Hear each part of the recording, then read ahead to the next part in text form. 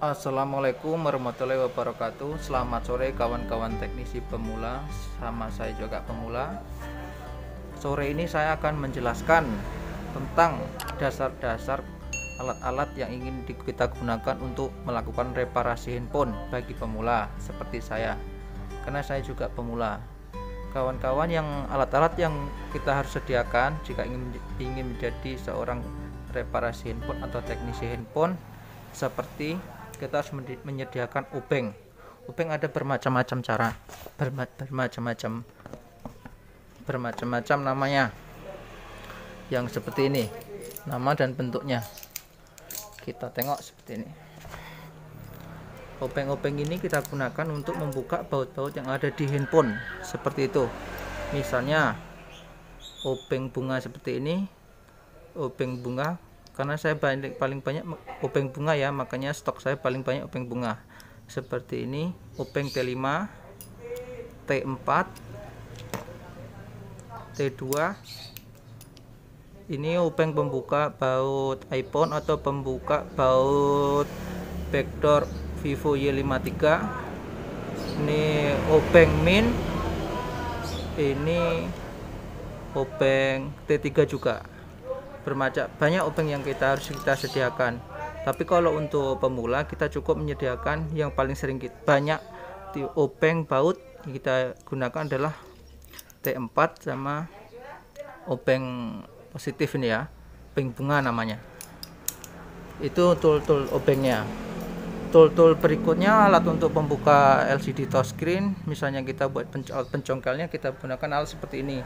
Boleh kawan-kawan teknisi menggunakan yang lain, tapi saya sarankan ada yang seperti ini untuk memudah mencongkelnya.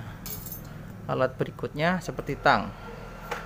Tang ini kita gunakan buat membuka misalnya baut yang dol. Jadi kita boleh putus langsung, kita buka. Misalnya kita baut yang dol, kita boleh gunakan obeng seperti ini. Tool berikutnya seperti ini. Kawan-kawan teknisi pemula, jika ingin mau membuka reparasi, ya bagusnya belilah solder uap seperti ini, ataupun mereknya yang lebih bagus dari ini boleh, yang seperti ini boleh. Karena saya menggunakan Quick 857D. 857D ini kita gunakan misalnya alat ini untuk membuka backdoor atau membuka LCD, atau kita membuka IC. Jika kita ingin main IC, nah ini alat gunanya. Ini gunanya seperti ini. Ini ada temperatur buat pengontrol panasnya seperti ini. Ini buat ngontrol udaranya, semburan udaranya. Kawan-kawan teknisi, kita juga harus menyiapkan power supply seperti ini. Karena saya masih teknisi pemula, belum bisa mengupgrade, jadi masih memakai power supply yang 1 ampere. Walaupun 1 ampere ini udah membantu sekali untuk melakukan reparasi handphone. Karena power supply ini kita gunakan untuk mengecek handphone itu kerusakannya, apakah handphone itu ada tegangan daya kerjanya atau tidak. Misalnya seperti itu, kita pakai ini seperti alat lebih jelas seperti pengganti baterai lah power supply ini. Berikutnya kawan-kawan teknisi juga harus menyiapkan solder namanya ini. Solder ini banyak macamnya, ada yang soldernya langsung atau ada yang solder stasiun seperti ini.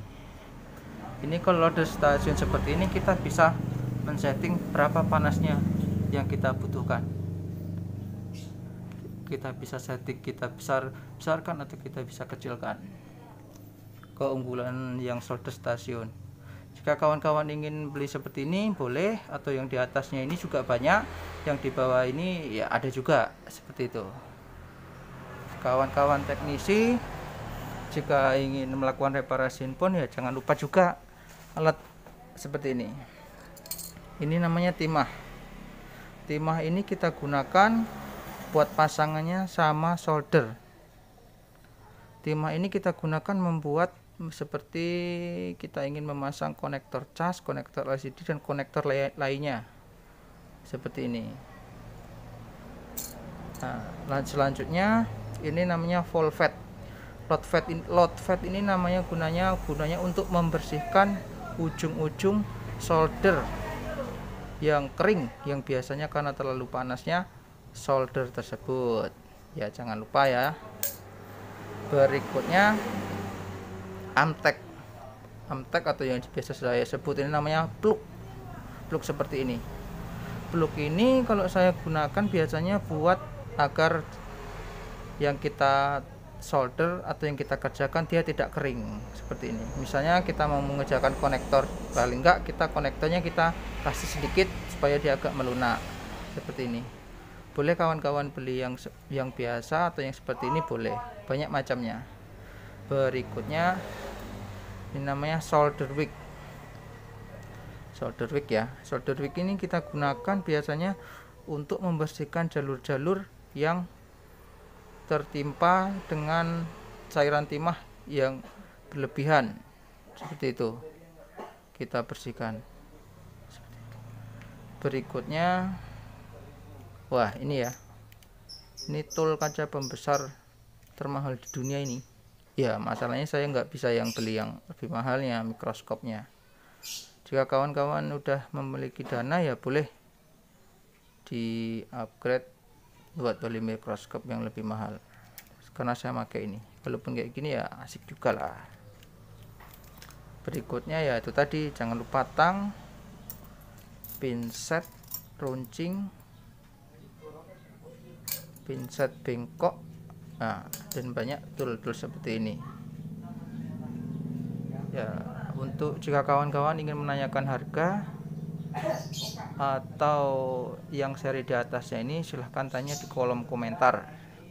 Nanti kita akan coba tanya harga terbaru dari masing-masing alat seperti ini. Sekian, selamat sore. Jangan lupa subscribe, like, dan komentar di kolom komentar, karena subscribe, like, dan komen membantu channel untuk berkembang. Salam teknisi.